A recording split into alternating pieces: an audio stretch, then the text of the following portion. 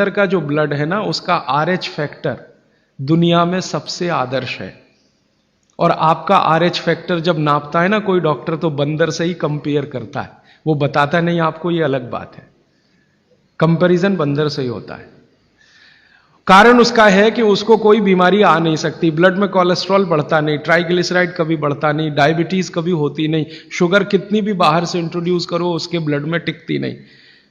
तो वो प्रोफेसर साहब कहते हैं यार ये सब एक ही चक्कर है कि बंदर सवेरे ही सवेरे भरपेट खाता है, जो आदमी नहीं खा पाता। तो वो प्रोफेसर रविंद्रनाथ शानबाग ने कुछ अपने मरीजों को कहा कि देखो भैया, बंदर की तरह से खाओ, माने सुबह सुबह भरपेट खाओ। तो उनके कई मरीज हैं जिन्होंने पर उन्होंने एक्सपेरिमेंट किया, और वो मरीज बताते हैं कि जब से उन्होंने सुबह भरपेट खाना शुरू किया, किसी की डायबिटीज माने शुगर कम हो गई, किसी का कोलेस्ट्रॉल कम हो गया, किसी के घुटने का दर्द कम हो गया, किसी के कमर का दर्द कम हो गया, किसी का कुछ, गैस बनना बंद हो गई, पेट में जलन होना बंद हो गई, नींद अच्छी आने लगी, वगैरह वगैरह सारे इंप्रूवमेंट वो बोलते हैं होते हैं। तब से वो चिल्ला चिल्ला कर कहते हैं, और ये बात भागवत जी 3500 साल पहले कहते हैं कि सुबह का खाना सबसे अच्छा, माने सबसे ज्यादा खाना है, सबसे अच्छा खाना है, जो भी स्वाद आपको लगता है वो सुबह ही खाइए। तो सुबह का खाना फिक्स करिए, समय तय करिए। तो समय मैंने आपको बता दिया, सूरज उगा और 2.5 घंटे तक, माने 9:30 बजे तक, ज्यादा से ज्यादा 10 बजे तक आपका भोजन हो जाना चाहिए। और ये भोजन तभी होगा जब आप नाश्ता बंद करेंगे। ये नाश्ता हिंदुस्तानी चीज नहीं है, ये अंग्रेजों की है। और आप जानते हैं ना हमारे यहां चक्कर क्या चल गया, नाश्ता थोड़ा कम करेंगे, लंच थोड़ा ज्यादा करेंगे, डिनर उससे भी ज्यादा करेंगे। सवा सत्यानाश, एकदम उल्टा। भागवत जी कहते हैं कि नाश्ता सबसे ज्यादा करो, लंच उससे कुछ कम करो, डिनर सबसे कम करो। हमारा बिल्कुल उल्टा चक्कर है, डिनर सबसे ज्यादा, लंच उससे कुछ, और नाश्ता सबसे कम। ये अंग्रेज और अमरीकियों के लिए नाश्ता कम है। कारण पता है, वो लोग नाश्ता हल्का ही करें तो उनके लिए अच्छा है, हमारे लिए नाश्ता ज्यादा ही करना बहुत अच्छा है। कारण उसका एक ही है कि अंग्रेजों के देश में सूर्य नहीं निकलता, साल में 8-8 महीने तक सूरज के दर्शन नहीं होते। और ये जो जठर अग्नि है ना, ये सूरज के साथ सीधे संबंधित है। जैसे जैसे सूर्य तीव्र होगा अग्नि तीव्र होगी, जैसे जैसे सूर्य कम होगा अग्नि भी कम होगी। तो यूरोप और अमेरिका में सूरज निकलता नहीं, साल में 8-8 महीने बर्फ पड़ती है, -40 डिग्री सेंटीग्रेड तापमान होता है। तो वहां जब सूरज है नहीं तो जठर में अग्नि हो नहीं सकती, तो वो नाश्ता हैवी नहीं कर सकते, करेंगे तो उनको तकलीफ हो जाएगी। इसलिए मैंने सबसे पहले दिन जो सूत्र बोला था, अपनी आबो हवा, अपना पर्यावरण, अपना वातावरण, अपनी तासीर, इसको ध्यान में रखकर ही चलें। तो आपके देश की जो आबो हवा और तासीर है वो ये कि हर दिन सूरज निकलता है, सुबह निश्चित रूप से निकलता है, अगले दिन भी निकलेगा, करोड़ों साल से निकल रहा है, अगले करोड़ों साल तक निकलेगा। इसलिए भारत में every morning is good morning, सभी सुबह अच्छी है। यूरोप वाले तरसते हैं गुड मॉर्निंग के लिए, अच्छी सुबह होती नहीं वहां। इसलिए हर एक आदमी दूसरे को विश करता है, may I wish you to have a good morning. इसलिए वो गुड मॉर्निंग वाले लोग हैं। हमारे यहां तो every morning is good morning. तो हम गुड मॉर्निंग में क्यों फंसे हुए हैं? तो गुड मॉर्निंग से निकलिए, नमस्ते में आइए, नमस्कार में आइए, वड़क्कम में आइए। ये गुड मॉर्निंग आपके लिए काम की चीज नहीं है। और ये गुड मॉर्निंग जुड़ी हुई है आपके पेट से।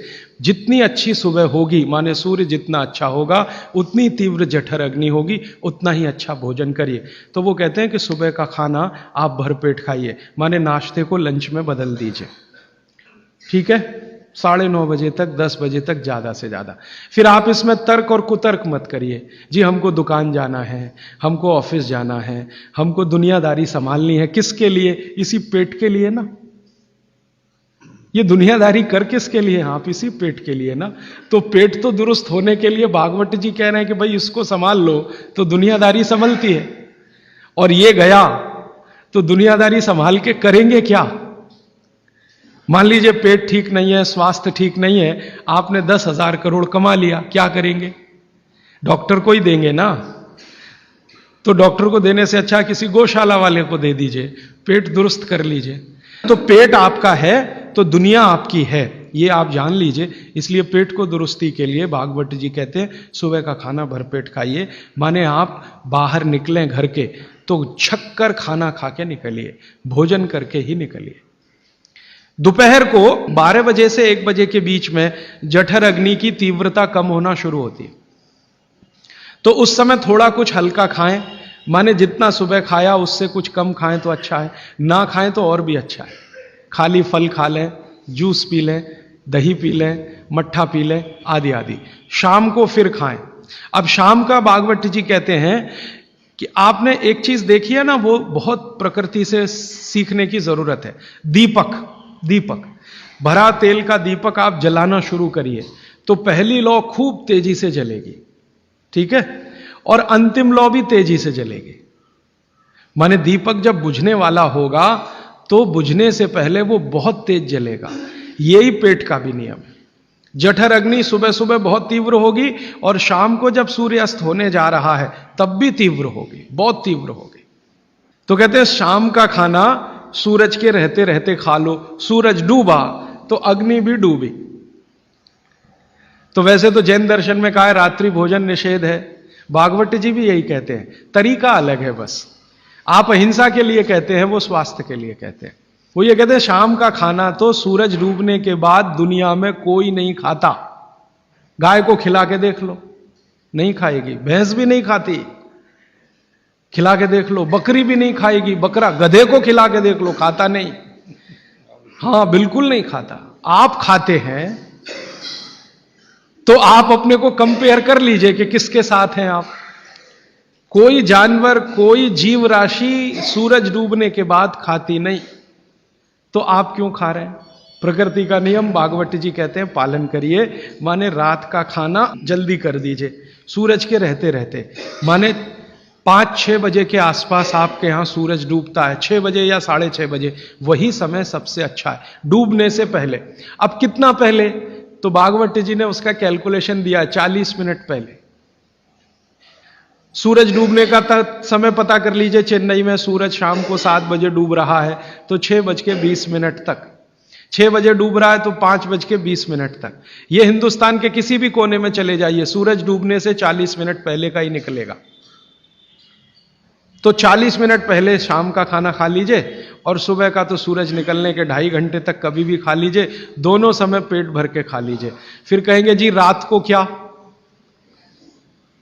तो रात के लिए भागवत जी कहते हैं कि एक ही चीज है रात के लिए कि आप कोई तरल पदार्थ ले सकते हैं, जिसमें सबसे अच्छा उन्होंने दूध कहा है। साध्वी जी तो वो भी नहीं ले सकते, साधु तो वो भी नहीं ले सकते, लेकिन आप गृहस्थी लोग हैं तो इतनी छूट चाहें तो आप ले सकते हैं। भागवत जी कहते हैं कि शाम को सूर्य डूबने के बाद, मैंने आपको कल कहा था, हमारे पेट में जठर स्थान में कुछ ऐसे हार्मोन्स या एंजाइम्स या रस पैदा होते हैं जो दूध को पचाते हैं। इसलिए वो कहते हैं सूर्य डूबने के बाद जो चीज खाने वाली है वो दूध है, या पीने वाला है वो दूध है। तो रात को दूध रख लीजिए, 6 बजे तक भरपेट खाना रख लीजिए। सुबह का खाना अगर आपने 9:30-10 बजे खाया तो शाम को 6 बजे खूब अच्छी सी भूख लगेगी। फिर आप कहेंगे जी हम तो दुकान पे बैठे हैं 6 बजे, तो डब्बा मंगा लीजिए, दुकान में डब्बा आ सकता है। हां, डब्बा आने में कोई तकलीफ नहीं है। दुकान में आप 6 बजे बैठे हैं, डब्बा आपका आ सकता है। और मैं आपको हाथ जोड़कर कह रहा हूं, आप में से कोई भी डायबिटिक पेशेंट है, कोई भी अस्थमेटिक पेशेंट है, किसी को भी वात का गंभीर रोग है, आज से ये सूत्र चालू कर दीजिए।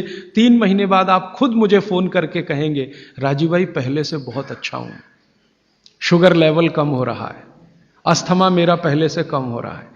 ट्राइग्लिसराइड चेक कर लीजिए और इस सूत्र को शुरू कर दीजिए। 3 महीने बाद फिर चेक करा लीजिए, पहले से कम होगा। VLDL, LDL आज चेक कर लीजिए, 3 महीने बाद फिर चेक करा लीजिए, बहुत तेजी से घटेगा। HDL आज चेक करा लीजिए, 3 महीने बाद चेक करा लीजिए, बहुत तेजी से बढ़ेगा। और HDL बढ़ना ही चाहिए, LDL, VLDL कम होना चाहिए। तो ये सूत्र भागवत जी का जितना संभव हो आप ईमानदारी से